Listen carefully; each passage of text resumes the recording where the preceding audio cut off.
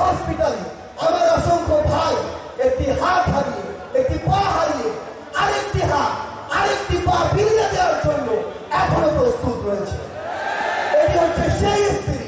আমার যে ভাই তার নিজের দুটি চোখ হারিয়ে পৃথিবীকে দেখার যে চিরতর বাসনা, সেই বাসনাকে ধূলিসাৎ করে তার পরিবারে, তার প্রিয় মানুষগুলো, তার সন্তান, তার সহধর্মিণী, এই মানুষগুলোকে সারা জীবনের জন্য দেখার যে দৃষ্টি, সেই দৃষ্টি দুই চোখ হারিয়ে এখনো তার নিজের জীবন দেওয়ার জন্য প্রস্তুত রয়েছে। আমাদের বুঝতে হবে এই যে 2024 সালের ছাত্র জনতার যে স্পিরিট, সেই স্পিরিটটি এমনি এমনি তৈরি হয়নি। বিগত 16 বছর ধরে বাংলাদেশের সকল রাজনৈতিক দল বিভিন্নভাবে বিভিন্ন সময়ে আমাদের এই ফ্যাসিস্ট সরকারের বিরুদ্ধে আন্দোলন করেছিল, কিন্তু এই আন্দোলনগুলো কখনো সফল হয়নি, কারণ পুরো বাংলাদেশ কোনো সময়ে আমরা ঐক্যবদ্ধ হতে পারিনি। এই 2024 সাল এমন একটি সাল যেখানে এই ছাত্র জনতার অভ্যুত্থান, ছাত্রদের একটি কোটা সংস্কার আন্দোলনকে কেন্দ্র করে শুরু হলো। 2024 সালে যখন এটি শেষ হয় তখন এটি ছাত্র জনতার এমন একটি আন্দোলনে রূপান্তর হয়েছিল যেখানে ওই ফ্যাসিস্ট আওয়ামী লীগের দোসররা ব্যতীত বাংলাদেশের সকল রাজনৈতিক দল, সকল মত, সকল ধর্ম, সকল বর্ণ, সকল বয়সের মানুষ একত্রিত হয়ে, ঐক্যবদ্ধ হয়ে রাস্তায় নেমেছিল বলেই ওই ফ্যাসিস্ট হাসিনার পতন ঘটেছিল। কোয়ালিটি সম্পন্ন আন্তর্জাতিক মানের still bar CSRM, committed for better still. আমাদের মনে রাখতে হবে ফ্যাসিস্ট হাসিনা সহ তার কিছু দোসর হয়তো দেশ ছেড়ে পালিয়েছে, তার কিছু দোসর হয়তো জেলে রয়েছে, কিন্তু তিনি এই বিগত 16 বছরে তার যত দোসর তৈরি করেছে সেগুলো মোকাবেলা করার জন্য এখন সবচেয়ে গুরুত্বপূর্ণ বিষয় সেটি হচ্ছে এই 24-এর অভ্যুত্থানে আমরা যেমন আমাদের রাজনৈতিক যে দল,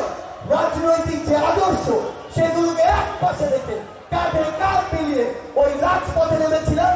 একইভাবে ওই ফ্যাসিস্টদের দোসরদেরকে প্রতিহত করার জন্য যতদিন না এই বাংলাদেশে একটি সুষ্ঠু নির্বাচনের মাধ্যমে জনগণের সরকার আসছে, ততদিন পর্যন্ত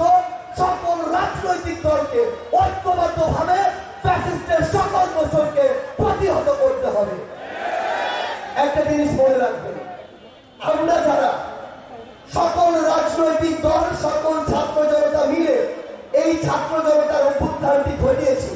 আমরা যেই রাজনৈতিক আদর্শেরই হই না কেন, আমরা যদি আজকে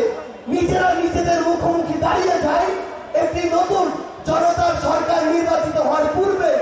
তাহলে ওই ফ্যাসিস্টের দোসররা যারা এখন গর্তে লুকিয়ে আছে, যারা এখন আত্মগোপনে রয়েছে, তারা দুইটা কাজ করবে। এক, আমাদের নিজেদেরকে লাগানোর জন্য তারা সর্বোচ্চ চেষ্টা করবে, নিজেদেরকে মুখোমুখি দাঁড় করিয়ে দিয়ে তারা পিছন থেকে মজা নেবে, এবং তৃতীয়ত আমরা নিজেরা যখন নিজেদের মধ্যে সংঘাতে লিপ্ত হব,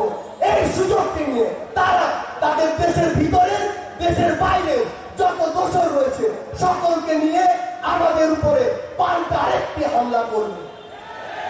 গুরুত্বপূর্ণ কথাটি হচ্ছে, পিছন থেকে যে সাপেরা এখনো ছোবল দেওয়ার জন্য অপেক্ষা করছে, তাদেরকে প্রতিহত করার জন্য সবচেয়ে গুরুত্বপূর্ণ বিষয় রাজনৈতিক আদর্শকে এক পাশে রেখে দেশের স্বার্থে, স্বাধীনতার স্বার্থে, বাংলাদেশের জন্য, আমাদের নিজেদের স্বার্থে আবারও 24-এর এই স্পিরিটটিকে সাথে নিয়ে আমাদের যে কোনো মূল্যে ঐক্যবদ্ধ থাকতে হবে। যা বলা উচিত ছিল, যা বলতে চেয়েছিল, তা কিন্তু তারা বলতে পারে না, কিন্তু আজকে এত বড় একটি মঞ্চে হাজার হাজার ছাত্র জনতার সামনে তাদের যে জিনিসটি মনোভূত হয়নি